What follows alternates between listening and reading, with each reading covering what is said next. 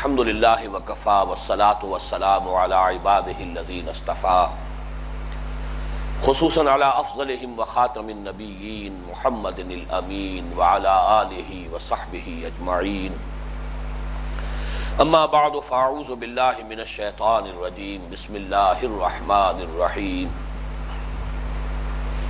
یسبح للہ ما فی السماوات وما فی الارض الملک القدوس العزیز الحکیم هو الذي بعث في الأميين رسولا منهم يتلو عليهم آياته ويزكيهم ويعلمهم الكتاب والحكمة وإن كانوا من قبل لفي ضلال مبين وآخرين منهم لما يلحقوا بهم وهو العزيز الحكيم ذلك فضل الله يؤتيه من يشاء والله ذو الفضل العظيم صدق الله العظيم رب اشرح لي صدري ويسر لي امري واحلل عقدة من لساني يفقهوا قولي اللهم ربنا الهمنا رشدنا واعذنا من شرور انفسنا اللهم ارنا الحق حقا وارزقنا اتباعه وارنا الباطل باطلا وارزقنا اجتنابه اللهم ربنا زدنا ایمانا وهدى وعلما نافعا وعملا صالحا متقبلا آمین یا رب العالمین۔ گزشتہ نشست میں تزکیے کی بات ہو رہی تھی۔ عربی لغت میں تزکیے کا اصل مفہوم کیا ہے وہ بھی بیان ہو چکا۔ مالی کا وہ عمل کہ وہ اپنے باغ یا باغیچے میں جب داخل ہو تو جو پودے اس نے لگائے ہیں اس کی نشو و نما میں جو جھاڑ جھکاڑ اور خضر و گھاس رکاوٹ بن رہی ہو اس کو کھرپا لے کر کھود کر پھینک دینا، یہ عمل تزکیہ ہے۔ تفصیل سے میں عرض کر چکا ہوں کہ اس کے لیے دو مرحلے درکار ہیں۔ فطرت انسانی تو اس میں ایمان موجود ہے، قلب کے اندر وہ ہے۔ برے اعمال، غلط عادات و اطوار، گناہوں کے ذریعے سے دل پر کرسٹ آ چکا ہوتا ہے۔ اب دو چیزیں درکار ہیں، ایک وہ شے کہ جو جذبات میں نرمی پیدا کر کے، رقت پیدا کر کے دل کی اس نرمی کی کیفیت کو پیدا کر دے کہ قرآن جذب ہو سکے اندر، جیسے کہ دوا اگر جذب ہوگی وجود میں تبھی در حقیقت وہ اپنا اثر دکھا سکے گی، تب پھر وہ شفا کا کام کرے گا۔ اب یہ ہے واعظ اور شفا۔ اس اعتبار سے اب نوٹ کیجئے قرآن مجید میں دو جگہ فرمایا گیا، ویسے یہ کہ شفا کا لفظ تو سورہ بنی اسرائیل میں بھی آیا ہے، وَنُنَزِّلُ مِنَ الْقُرْآنِ مَا هُوَ شِفَاءٌ وَرَحْمَةٌ لِّلْمُؤْمِنِينَ وَلَا يَزِيدُ الظَّالِمِينَ إِلَّا خَسَارًا۔ لیکن یہ کہ اس موضوع پر جو سب سے زیادہ جامع اور گمبھیر آیت ہے قرآن مجید کی وہ سورہ یونس کی ہے۔ یا ایھا الناس قد جاءتکم موعظۃ من ربکم وشفاء لما فی الصدور۔ اے لوگو دیکھو تمہارے پاس آ گئی ہے موعظت، نصیحت، واعظ تمہارے رب کی طرف سے، اور شفا تمہارے سینوں کے امراض کے لیے، جو تمہارے سینوں کے اندر روگ ہیں ان کے لیے شفا، دوا بھی آ گئی اور موعظہ بھی آ گئی۔ یہ گویا کہ دونوں کام جو تزکیے کے لیے درکار ہے، دل کو نرم کرنا ہے قرآن کے ذریعے نرم کرو، کرسٹ کو دور کرنا ہے قرآن کے ذریعے سے دور کرو۔ چنانچہ ایک حدیث بھی میں نے اپنے اس کتابچے میں بھی اس کو کوٹ کیا ہے، مسلمانوں پر قرآن مجید کے حقوق نامی کتابچہ۔ حضور نے فرمایا ان هذه القلوب لتصدع كما يصدع الحديد اذا اصابه الماء۔ ان دلوں کے اوپر بھی زنگ آ جاتا ہے جیسے کہ لوہے پر زنگ آ جاتا ہے جب اس پر پانی پڑتا رہے۔ تو صحابہ نے پوچھا فما جلاؤها یا رسول اللہ، تو اے اللہ کے رسول یہ فرمائیے ہماری تلواروں کو زنگ لگتا ہے، ہم سیکل کرتے ہیں، پالش کرتے ہیں، زنگ ختم ہو جاتا ہے، تو دل پر زنگ لگتا ہے آپ نے بتایا ہے، تو یہ بھی بتائیے اس کا پالش کیا ہے، اس کا سیکل کیا ہے، جلا کیا ہے؟ فرمایا کثرت ذکر الموت و تلاوت القرآن۔ دو چیزوں کی کثرت، ایک موت کو کثرت سے یاد کرو کہ موت آ کر رہے گی، یہاں رہنا نہیں ہے، جانا ہے، دل لگانے کی جگہ نہیں ہے، یہ تو عارضی ٹھکانہ ہے، اور قرآن، تلاوت قرآن کی کثرت۔ تو یہ ہے در حقیقت قرآن مجید کا فنکشن۔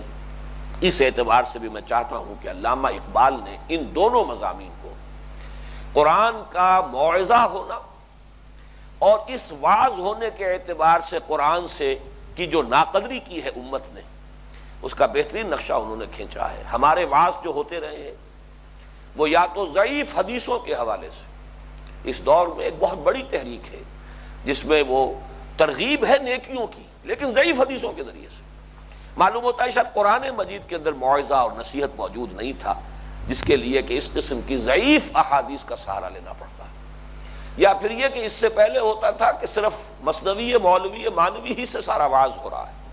معلوم ہوا کہ صرف ہمارے پاس وعظ کے لیے سورس اگر ہے تو وہ اشعار ہیں فارسی کے، حالانکہ اصل موعظہ قرآن حکیم۔ اقبال نے جو مرثیہ کہا ہے، واعظ دستاں زنو افسانہ بند، معنی او پس تو حرف او بلند، از خطیب و دیلمی گفتار او، با ضعیف و شاذ و مرسل کار او، کہ واعظ ہے، بڑے ہاتھ ہلا ہلا کر وہ واعظ کہہ رہا ہے، لہک لہک کر، اور بڑے افسانے سنا رہا ہے، قصے کہانیاں سنا رہا ہے، اور اس کی معنی جو ہے تو اس کے قول میں، اس کے کلام میں معنی تو کچھ بھی نہیں ہے، ایسنس تو ہے ہی نہیں، الفاظ بڑے بھاری بھرکم ہیں، بہت حرف او بلند، حرف بہت اونچے اونچے، الفاظ بڑے ثقیل، لیکن یہ کہ معنی جو ہے موجود نہیں۔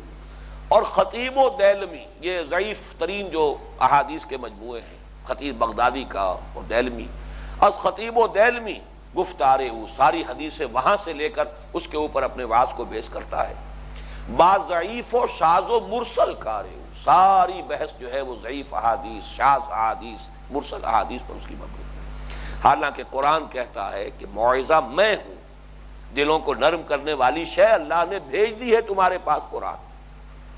یا ایھا الناس قد جاءتکم موعظۃ من ربکم وشفاء لما فی الصدور، شفاء لما فی الصدور کے اعتبار سے جو تزکیے کا دوسرا ایلیمنٹ ہے، اور اصل تو یہی ہے، دل کو نرم کرنا تو اس لیے تاکہ یہ دوا اندر داخل ہو، چوب جان در رفت کی کیفیت حاصل ہو جائے، اندر داخل ہو تبھی جا کر یہ شفا کا اپنا کی تاثیر ظاہر کرے گی، لیکن اصل تو یہی ہے کہ شفا یہ ہے۔ اس کو جس طرح انہوں نے پیش کیا ہے، اس پر بھی جو انہوں نے جو مرثیہ کہا پہلے وہ سن لیجئے۔ صوفی پشمینہ پوش حال مست، از شراب نغمہ قوال مست، آتش از شیر عراقی در دلش، در نمی سعادت بقرآن محفلش۔ صوفی ہیں، صوفیوں کے حلقے ہیں، صوفیوں کے سلسلے ہیں، تو وہاں کیا ہے، انہوں نے بہرحال لباس خرقہ جو ہے وہ صوفیوں والا پہنا ہوا ہے، حال میں مست ہیں، اور شراب نغمہ قوال، قوالی سے حال آ رہا ہے انہیں، قوالی کے ذریعے سے ان کے اوپر روحانی جو کیفیات طاری ہو رہی ہیں، اور شعر ہو عراقی کا یا حافظ کا، یہاں پہ عراقی کا لفظ استعمال کیا ہے، اس سے تو اس کے دل میں آگ لگ جاتی ہے، جذبات جو ہے وہ پورے عروج پر آ جاتے ہیں۔ آتش از شعر عراقی در دلش، اس کے دل میں عراقی یا حافظ یا اور کسی اسی طرح کے شعراء کے اشعار سے تو ایک دم آگ آ جاتی ہے۔ در نمی سعادت بقرآن محفلش، اس کی محفل کا قرآن سے سرے سے کوئی سروکار ہی نہیں، جبکہ حضور صلی اللہ علیہ وسلم کے ہاں سماع ہوتا تھا قرآن کا، آپ اپنے صحابہ سے فرمائش کر کر کے سنتے تھے قرآن مجید، کیونکہ حضرت ابو موسیٰ اشعری رضی اللہ تعالیٰ عنہ کی بہت آپ نے تعریف کی کہ یا موسیٰ یا ابا موسیٰ انک قد اوتیت مزمارا من مزامیر آل داؤد، تمہیں تو آل داؤد کے سازوں میں سے ساز اللہ نے دیا ہے، تو ان سے بھی آپ یقیناً سنتے ہوں گے، لیکن ایک حدیث جو آئی ہے زیادہ معروف جو ہے، حضرت عبداللہ ابن مسعود سے فرمایا آپ نے کہ مجھے قرآن سناؤ، انہوں نے عرض کیا حضور آپ کو سناؤں، آپ پر تو نازل ہوا، فرمایا نہیں، کسی دوسرے سے سن کر مجھے کچھ اور حظ حاصل ہوتا ہے۔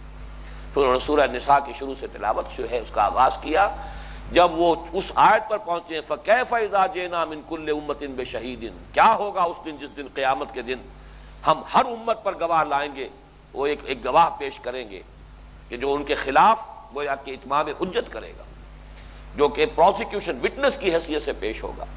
حضور نے فرمایا حسبک حسبک، بس کرو بس کرو، اور حضرت عبداللہ ابن مسعود نے نگاہ اٹھا کر دیکھا تو آپ کی آنکھوں سے آنسو کی جھڑی لگی ہوئی، یہ کیفیت ہے۔ لیکن ہم نے قرآن مجید کو اس کا کوئی ذریعہ نہیں بنایا، لیکن یہ کہ جو واقعتاً جو دو اشعار میرے نزدیک ماسٹر پیس، کشتن ابلیس کار مشکل است، زاں کے اوگم اندر اعماق دل است، ابلیس کو مار دینا بہت مشکل کام ہے، اس لیے کہ وہ تو انسان کے دل کی گہرائیوں کے اندر جا کر بیٹھ جاتا ہے، جسے پنجابی میں کہتے ہیں کہ وہ گٹوں میں بیٹھ جانا جا کر، تو یہ تو دل کے اندر جا کر اس کی گہرائیوں میں بیٹھ جاتا ہے۔ کشتن ابلیس کار مشکل است زاں کہ او گم اندر اعماق دل است خوشترا باشد مسلمانش کنی کشتہ شمشیر قرآنش. بہتر یہ ہے کہ اپنے ابلیس کو تم مسلمان بنا لو، اور اپنے ابلیس کو مسلمان بنانے کا طریقہ یہ ہے کہ قرآن مجید کی تلوار سے اس کا تلا قما کرو. یہ ہے اصل میں دو حدیثوں کا مضمون ہے جو علامہ اقبال نے ان دو اشعار کے اندر سمو لیا ہے. ایک حدیث میں آپ نے فرمایا ان الشیطان یجری من الانسان مجری الدم، شیطان تو انسان کے وجود میں خون کی طرح سرایت کر جاتا ہے پورے وجود میں. اور ظاہر بات ہے کہ خون کا جو بھی ہے سریان خون جو ہے اس کا جو بھی سرکولیشن ہے، دل اس کا مرکز ہے. تو اس شعر میں کشتن ابلیس کا ہے مشکل است زاں کہ اوگم اندر اعماق دل است خوشترا باشد مسلمان اشکنی. یہ دوسری حدیث ہے. حضور نے فرمایا ہر انسان کے ساتھ ایک شیطان ہوتا ہے.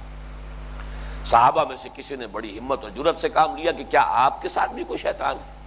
آپ نے فرمایا ہاں ہے، لیکن میں نے اسے مسلمان بنا لیا.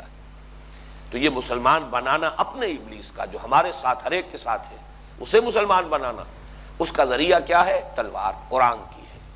خوشترا باشد مسلمان اشکنی اور کشتہ شمشیر قرآن اشکنی. یہ مضمون مکمل کرنے سے پہلے میں آپ کو مولانا شبیر احمد عثمانی رحمۃ اللہ علیہ نے جو اپنے والد مرحوم کے اشعار نقل کیے ہیں اپنے حواشی میں وہ سنانا چاہتا ہوں، اس لیے کہ اس قرآن کا یہ جو فنکشن ہے موعظت بھی ہے، اس میں دل کی نرمی کا ذریعہ بھی ہے، یہ تزکیہ نفس کے لیے سب سے زیادہ تیر بہدف دوا بھی ہے. سنتے سنتے نغمہ ہائے محفل بدعات کو کان بہرے ہو گئے دل بے مزہ ہونے کو ہے. جو بھی کچھ محفل بدعات کے اندر جو کچھ ہو رہا ہوتا ہے، ظاہر بات ہے کہ وہ انسان کی اصل جو باطنی شخصیت ہے وہ تو پشمردہ ہوتی چلی جاتی ہے.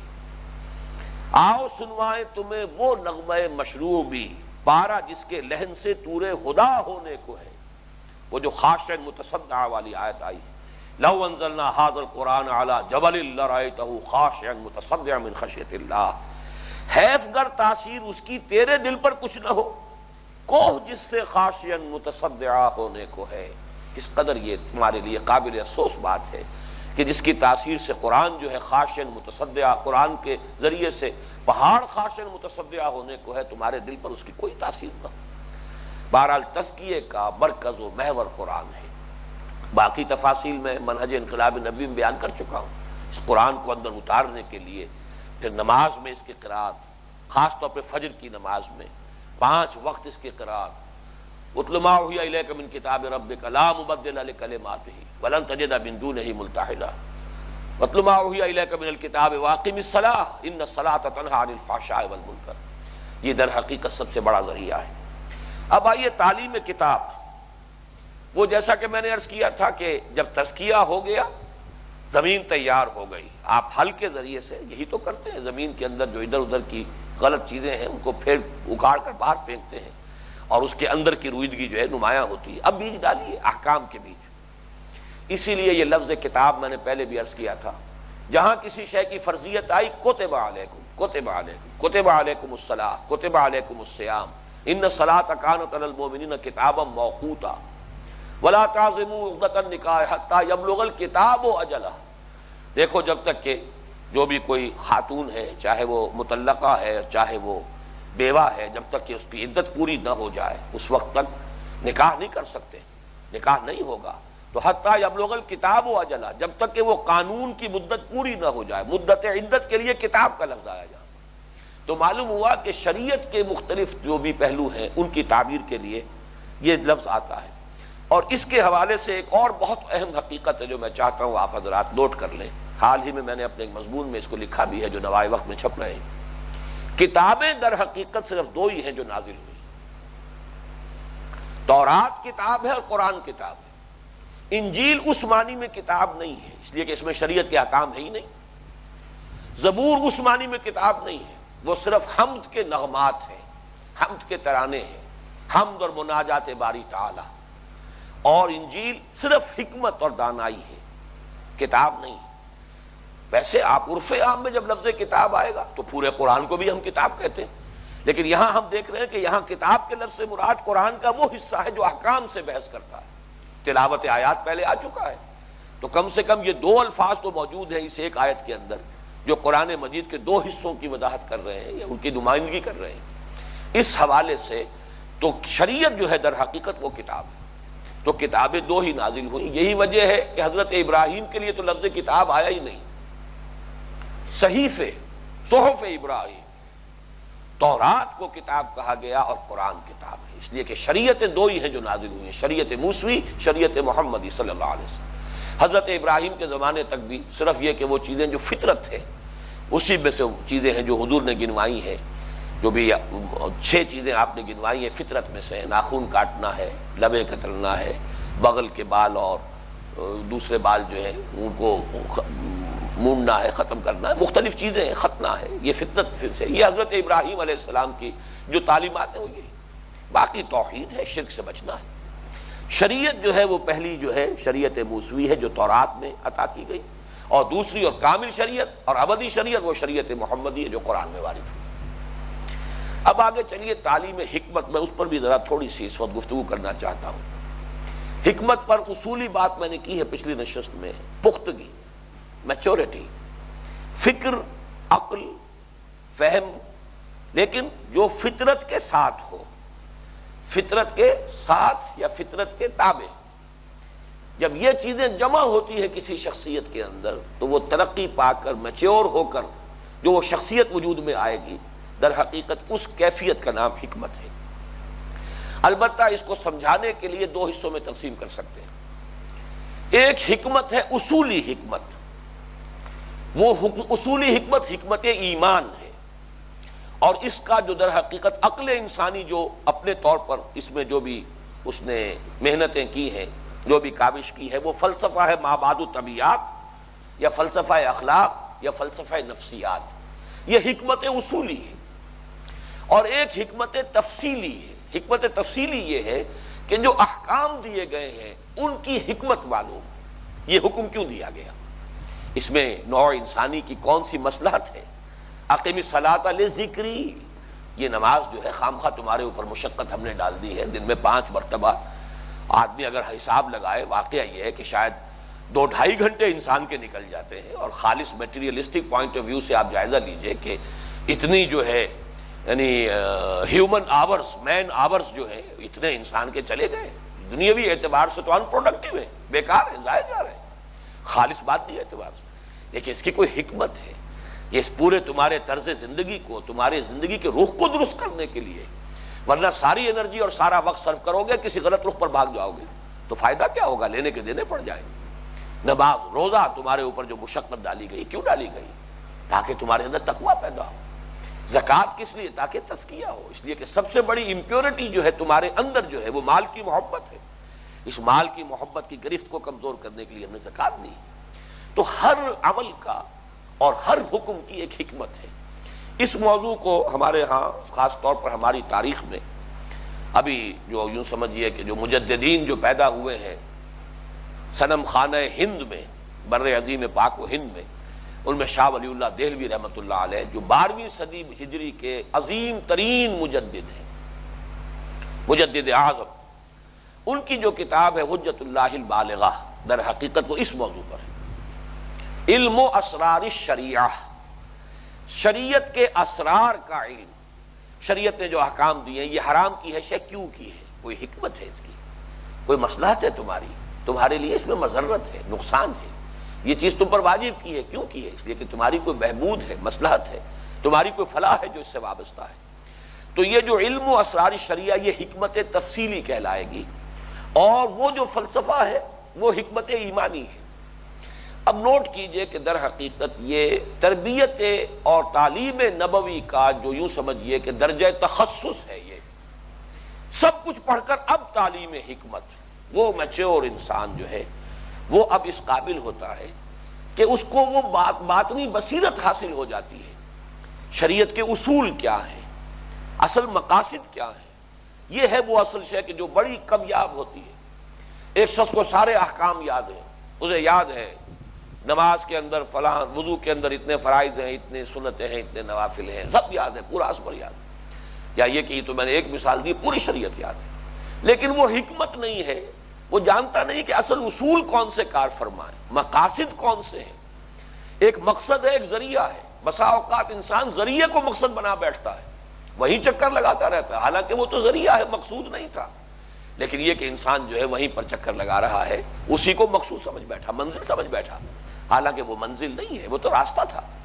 تو جب تک کہ یہ باطنی بصیرت نہ ہو کہ انسان سمجھ سکے کہ مقصود کیا ہے، ذریعہ کیا ہے، پھر یہ کہ احکام کی حکمت کیا ہے، ان میں اصول کون سے کار فرما ہے، جب یہ درجہ انسان کو حاصل ہو جاتا ہے، اس کا نام ہے درجہ اجتہاد. اجتہاد اس شے کا نام. آپ کو اصول معلوم ہو شریعت کے، اصول معلوم ہو ہدایت آسمانی کے، آپ کو مقاصد کا شعور حاصل ہو، آپ فرق کر سکیں کہ یہ مقصود ہے اور یہ در حقیقت اس کا ذریعہ ہے. کہیں ایسا نہ ہو کہ آپ ذریعے پر مقصود کو قربان کر دیں. یہ تو ہو سکتا ہے کسی وقت مقصود کے لیے ذریعے میں کوئی تھوڑا بہت رد و بدل ہو جائے حالات کے تقاضے کے تحت، لیکن مقصود کہیں جو ہے وہ کہیں قطربود نہ ہو جائے، وہ کہیں نگاہوں سے اوجھل نہ ہو جائے. تو یہ تو وہی شخص کر سکے گا کہ جو مقاصد شریعت سے واقف ہو، شریعت کے جو انڈر لائنگ پرنسپلز ہیں، اصول ہیں، انہیں جانتا ہو. اس اعتبار سے یہ بلند ترین درجہ ہے تربیت نبوی کا، کہ پہلے تزکیہ ہے، پھر تعلیم کتاب ہے، اور آخر میں تعلیم حکمت ہے. اب میں آخری جو بحث اس پر کر رہا ہوں وہ یہ ہے کہ ایک آخری دقیق سا مسئلہ ہے اس آیت مبارکہ اور یہ جو وظائف چہارگانہ جو قرآن مجید میں 4 مقامات پر آئے ہیں، ان میں 3 مقامات پر تو ترتیب ایک ہے، اور وہ وہی ہے جو یہاں اس سورہ جمعہ کی آیت میں ہے. سب سے پہلے تلاوت آیات، پھر تزکیہ، پھر تعلیم کتاب، پھر تعلیم حکمت، جس ترتیب سے کہ میں نے وضاحت بیان کی ہے آپ کے سامنے. ایک مقام ایسا ہے جہاں ترتیب مختلف ہے. چنانچہ سورہ بقرہ میں اس کے 15ویں رکوع میں حضرت ابراہیم اور حضرت اسماعیل علیہ السلام کی دعا نقل ہوئی. وہ 3 آیات ہیں. جب وَإِذْ يَرْفَعُ إِبْرَاهِيمُ الْقَوَاعِدَ مِنَ الْبَيْتِ وَإِسْمَاعِيلُ رَبَّنَا تَقَبَّلْ مِنَّا إِنَّكَ أَنْتَ السَّمِيعُ الْعَلِيمُ. جب باپ بیٹا خانہ کعبہ کی دیواریں اٹھا رہے تھے، بنیادیں اٹھا رہے تھے، تعمیر کر رہے تھے، تو ان دونوں باپ بیٹا کی زبان پر کچھ دعائیں تھیں. پہلی دعا یہ تھی، پروردگار جو خدمت ہم کر رہے ہیں تو قبول فرما، ربنا تقبل منا انک انت السمیع العلیم. دوسری دعا، ربنا واجعلنا مسلمین لک ومن ذریتنا امۃ مسلمۃ لک وارنا مناسکنا وتب علینا انک انت التواب الرحیم. پروردگار ہم دونوں کو اپنا فرما بردار بنائے رکھ، اور ہماری نسل میں سے ایک ایسی امت اٹھائی ہو جو تیری فرما بردار امت ہو، مسلمۃ لک. اور ہمیں بتا، اب یہ جو خانہ کعبہ کی ہم تعمیر کر رہے ہیں، ہمیں دکھا اس کے مناسک کیسے ہوں گے، حج کیسے ادا کیا جائے گا، اس میں کیا طریقے اختیار کیے جائیں گے. اب تیسری جو ہے دعا تیسری آیت میں، وہ ہے در حقیقت جس کا تعلق اس مضمون سے ہے کہ ہماری نسل میں سے جو امت مسلمہ تو اٹھائے، ربنا وابعث فیہم رسولا منہم، ان میں ایک رسول اٹھائیے، انہی میں سے ہو، مغایرت کا پردہ کہیں حائل نہ ہو جائے، ان میں سے اپنا ہو، ان کا اپنا کیتھ اینڈ کن جسے کہتے ہیں، ان کا اپنا بھائی بند ہو، انہی میں سے ہو. ربنا وابعث فیہم رسولا منہم، باہر سے نہ آیا ہوا ہو، انہی میں سے ہو. وہ کیا کرے، یتلو علیہم آیاتک ویعلمہم الکتاب والحکمت ویزکیہم انک انت العزیز الحکیم. وہ انہیں تیری آیات پڑھ کر سنائے اور انہیں کتاب اور حکمت کی تعلیم دے اور ان کا تزکیہ کرے. یہاں تزکیہ ٹاپ پر آیا.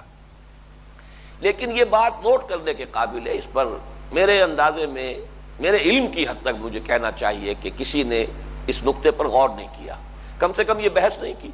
اور بحث نہیں کی تو اسی لیے نہیں کی کہ وہ ادھر ان کا ذہن نہیں گیا کہ کیا سبب ہے کہ یہ جو ترتیب ہے اس کو تینوں مرتبہ جب اللہ کی طرف سے بات آئی ہے تو یہ ترتیب نہیں آئی.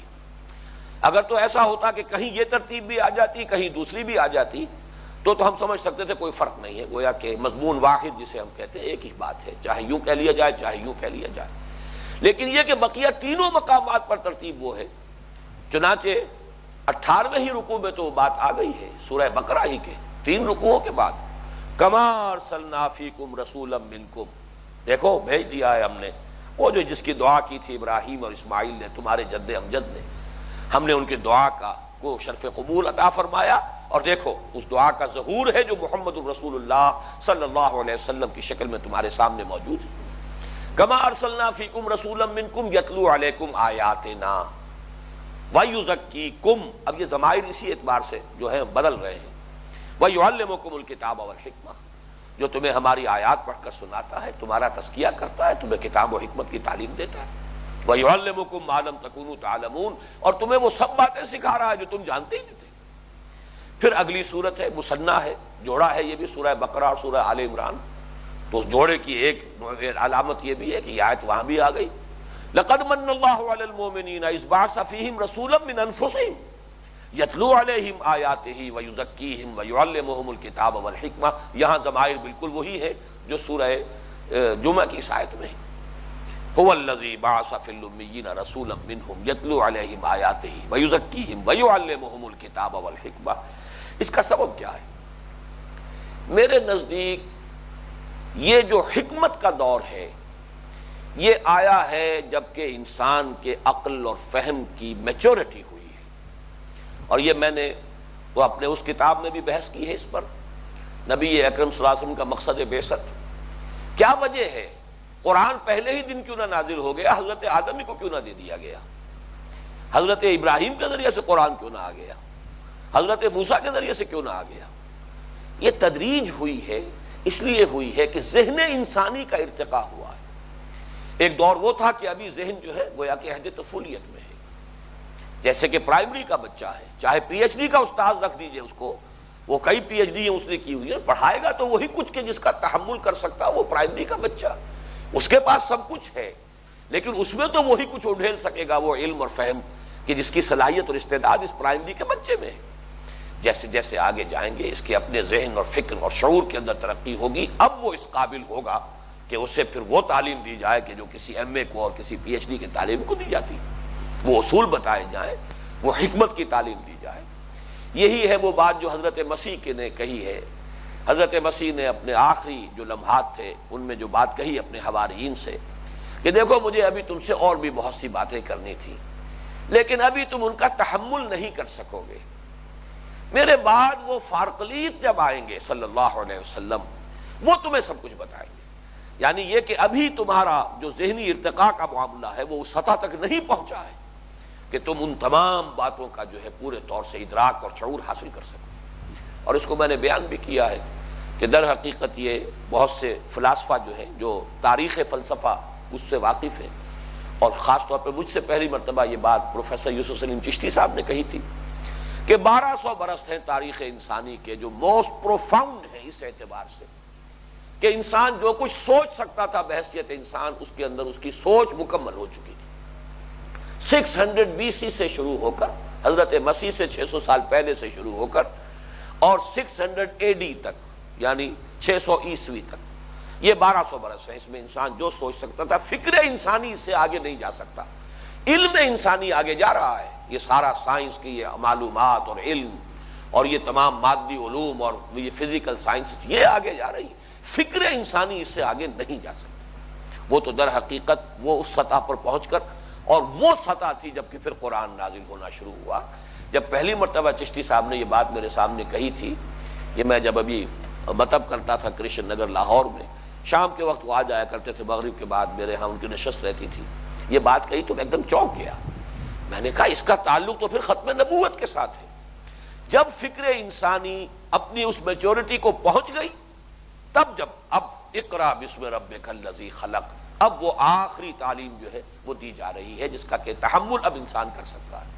تو چشتی صاحب بھی حیران ہوئے کہ یہ بات میرے علم میں نہ معلوم کب سے ہے، لیکن کبھی میرا ذہن ادھر منتقل نہیں ہوا کہ اس کا تعلق ختم نبوت اور بعثت محمدی سے بھی ہے۔ حالانکہ آپ سوچئے کہ 600 بار بار وہ یہ ان کے سامنے فگرز آئی ہوں گی، لیکن یہ کہ انتقال ذہنی اس کو کہتے ہیں، انسان کا ذہن کبھی منتقل نہیں ہوتا۔ تو اس لیے یہاں ترتیب تینوں جگہ جو ہے اس میں ٹاپ پر حکمت ہے۔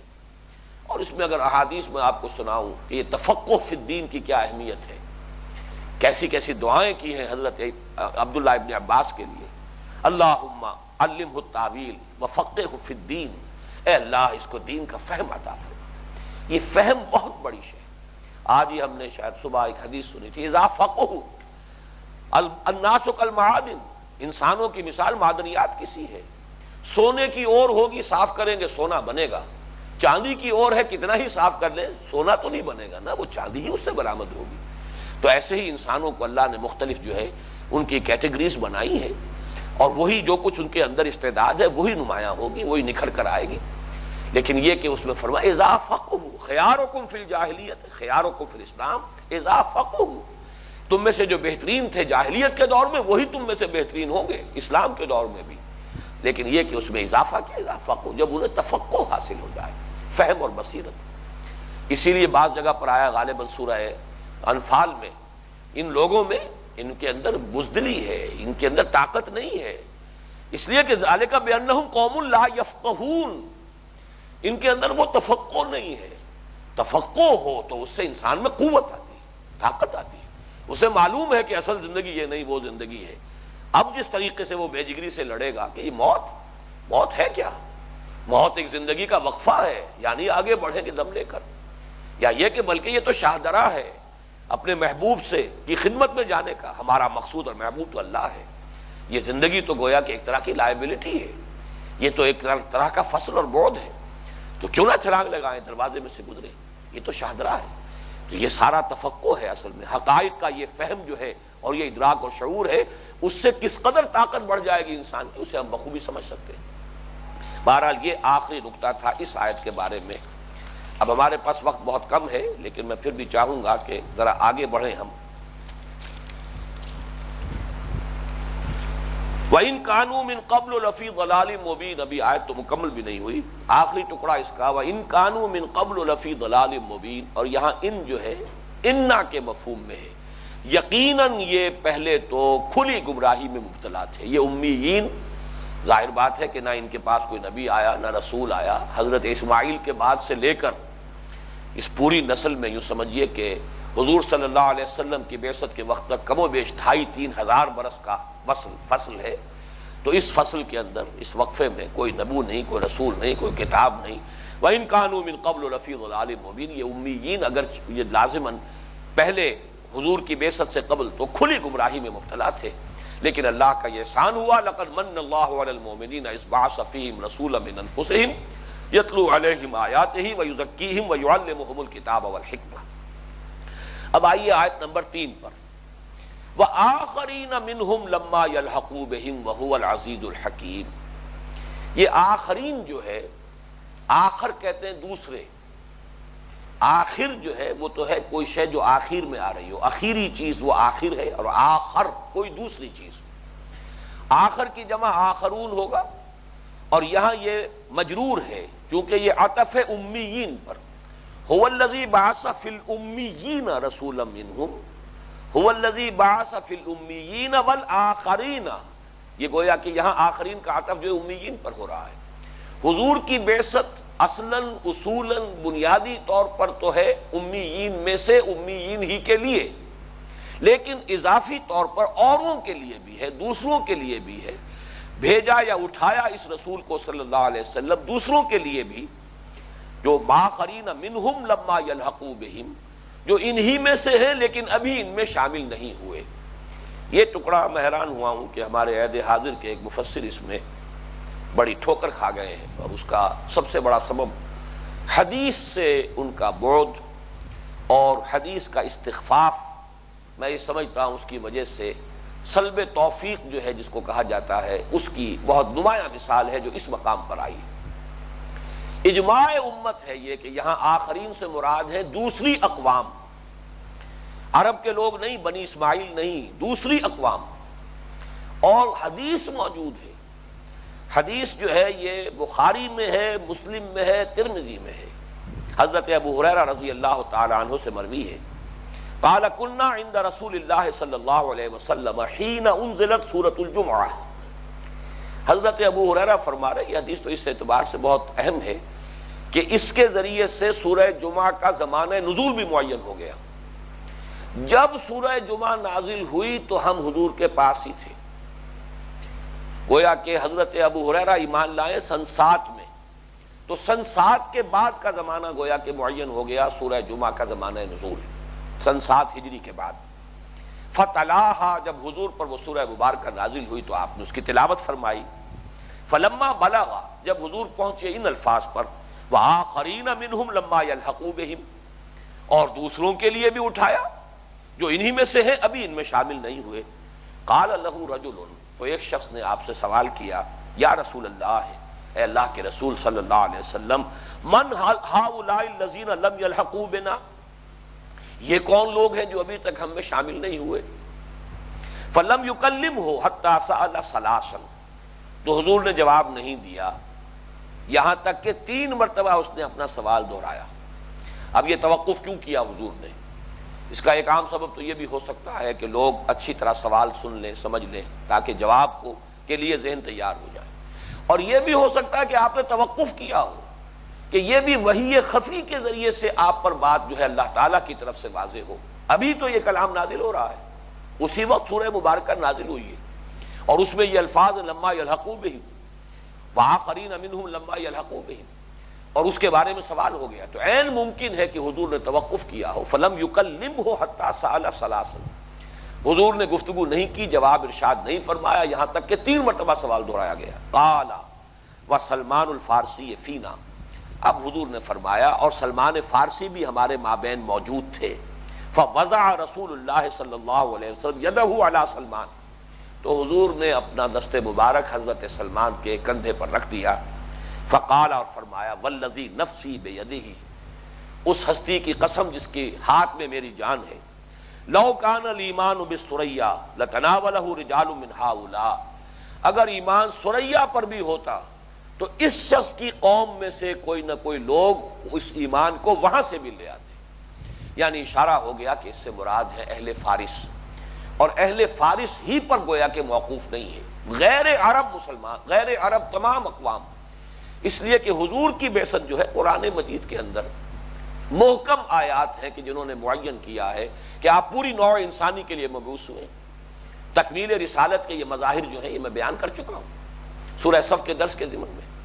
اس کا ایک سب سے پہلا مظہر یہ ہے کہ آپ تنہا رسول ہیں اللہ کے، پہلے اور آخری، جن کی بعثت پوری نوع انسانی کے لیے ہوئی۔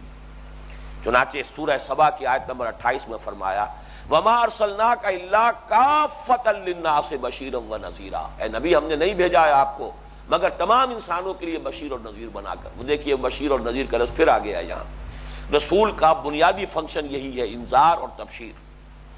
اور سورہ انبیاء میں فرمایا آیت نمبر 107 ہے، وَمَا أَرْسَلْنَاكَ إِلَّا رَحْمَةً لِلْعَالَمِينَ، تمام جہان والوں کے لیے رحمت بنا کر بھیجا ہے۔ ایک آیت ہم نے کل پڑھی تھی سورہ اعراف کی آیت نمبر 158، یا ایھا الناس انی رسول اللہ الیکم جمیعا، اے لوگو میں تم سب کی طرف اللہ کا رسول بن کر آیا ہوں۔ ایک آیت ہے سورہ فرقان کی آیت نمبر 1، تبارک الذی نزل الفرقان علی عبدہ لیکون للعالمین نذیرا، بڑی بابرکت ہے وہ ذات جس نے یہ الفرقان نازل فرمایا اپنے بندے پر تاکہ وہ تمام جہان والوں کے خبردار کرنے والے بن جائے۔ یہ محکم آیات ہے۔ تو حضور کی بعثت ہوئی ہے پوری نوع انسانی کے لیے، لیکن وہ بعثت عمومی ہے، وہ بعثت خصوصی ہے۔ بعثت خصوصی الی اہل عرب، بنی اسماعیل اس میں بنیادی طور پر، اور جو بھی تابع تھے ان بنی اسماعیل کے وہ سب بھی اس میں شامل ہو جائیں گے۔ جو بھی عرب ہے جو کہ حکماً شامل ہیں بنی اسماعیل میں، تابع ہونے کے ناطے بنی اسماعیل کے، وہ امیین ہیں، ان میں ہوئی ہے، اور اولین بعثت آپ کی بعثت خصوصی انہی کے لیے ہے، اور بقیہ پوری نوع انسانی کے لیے آخرین منہم۔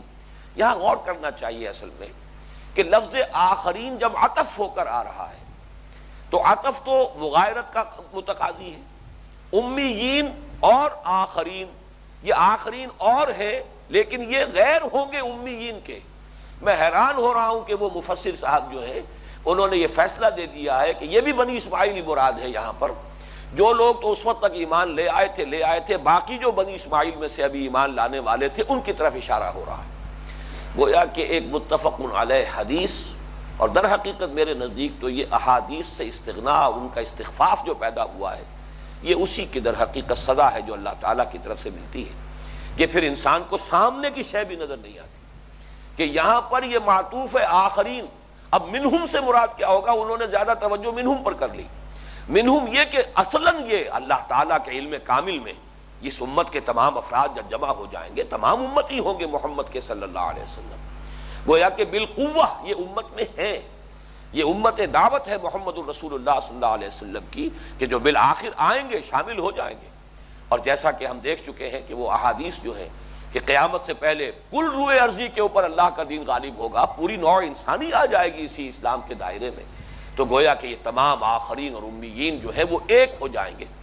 تو وہ اپنے اس نتیجے کے اعتبار سے، عاقبت کے اعتبار سے وہ منہم ہے، ایک ہی ہے. بعضهم من بعض، یہ ایک دوسرے ہی میں سے ہیں. وآخرین منہم لما یلحقوا بہم وہو العزیز الحکیم. اور یہ حضور کی بعثت ہوئی ہے آخرین کے لیے بھی، اور وہ زبردست ہے اور وہ حکمت والا ہے. ابھی اس آیت کا بھی ایک حصہ جو ہے میں خیال ہے کہ بھی وہ تو میں بیان کر ہی دوں. وہو العزیز، وہ زبردست ہے، اختیار مطلق ہے، جو چاہے کرے.